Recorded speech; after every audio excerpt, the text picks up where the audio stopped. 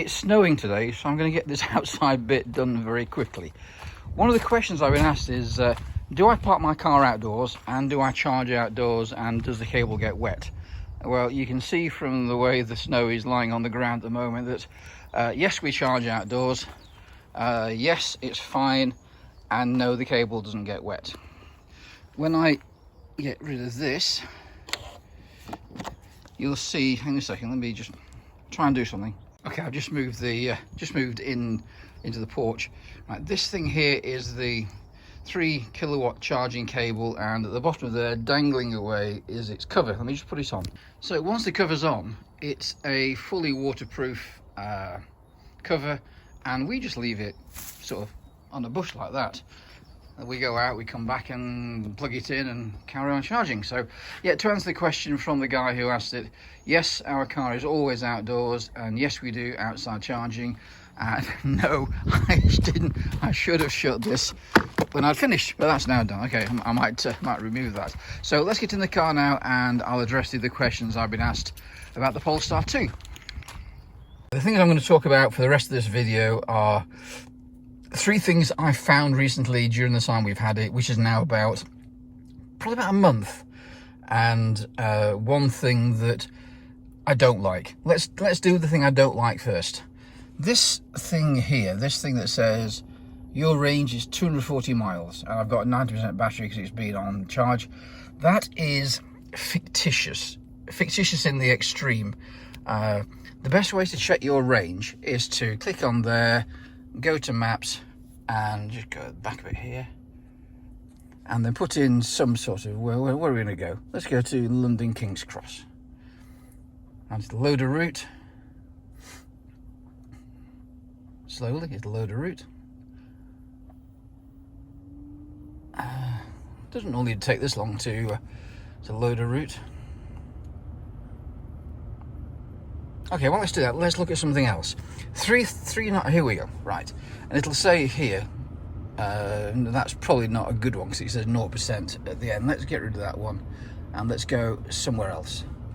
Let's go to Chesterfield.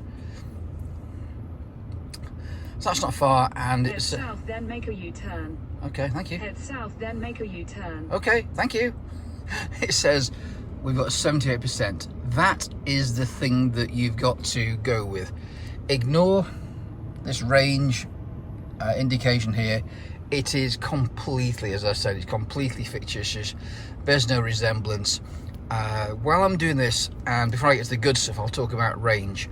This car, if you go onto the Polestar website and do the range finder, you can click, do you have 19-inch wheels, do you have 20-inch wheels, is it hot, is it cold, is it medium, outside air temperature, are you doing motorway or city or whatever. All those things, you put those parameters in, and it gives you a range and it gives you a percentage, and that we are getting nowhere near. Granted, we've had this car now for a month, and it's been cold, it's been wintry, it's been not like the snow we're getting outside at the moment, but it's been cold.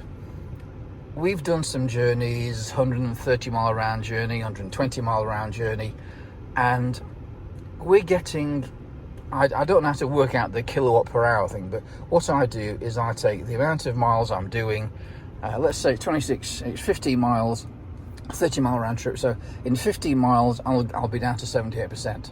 So in 15 miles, if I'm at 90% now, I'll have used 12% of the battery.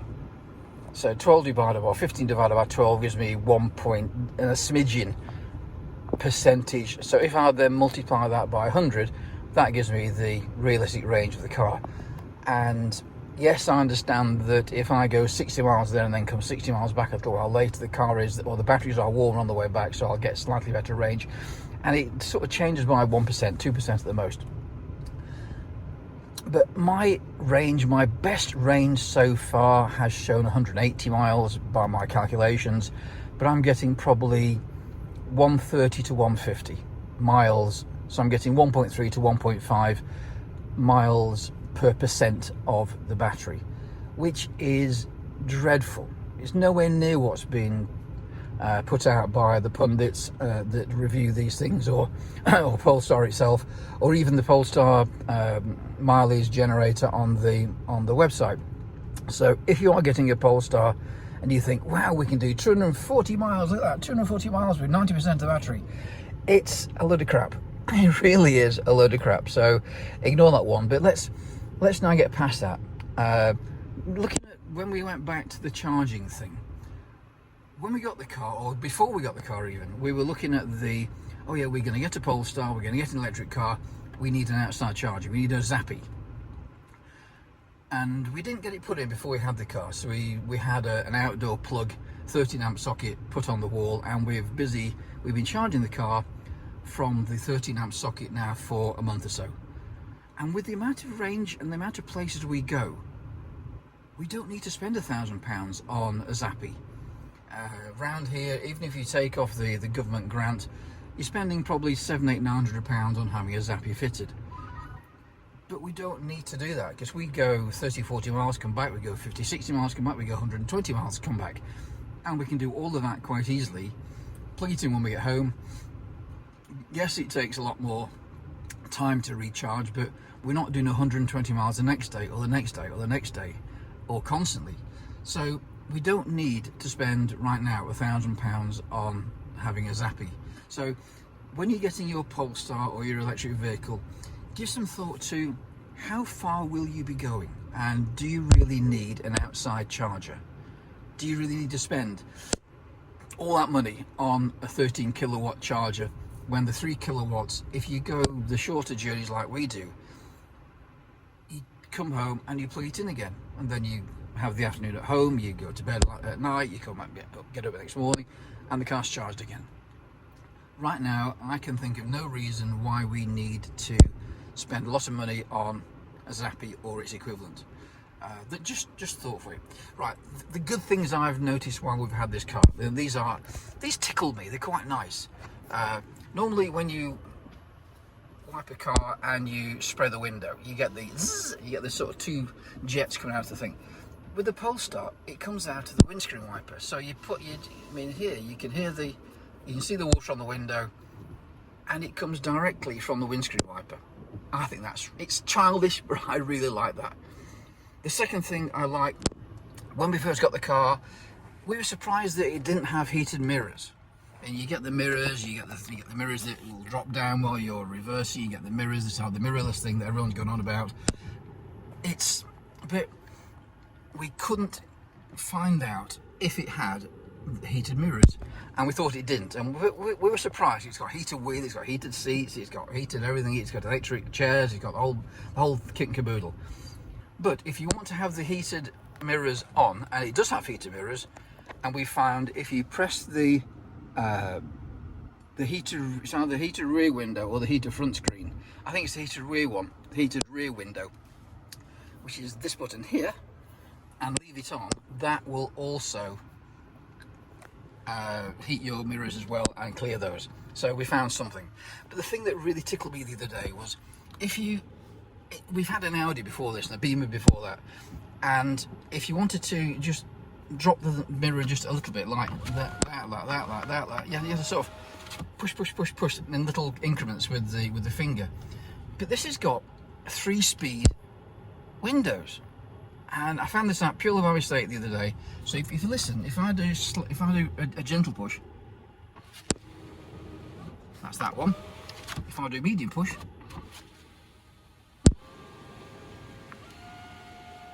I hope you can hear those two sounds. Let me do this one again for you, just because I'm childish, just because I like it. So this is if you want to crack a window a little bit, it's there, a bit more, and then, and I like that.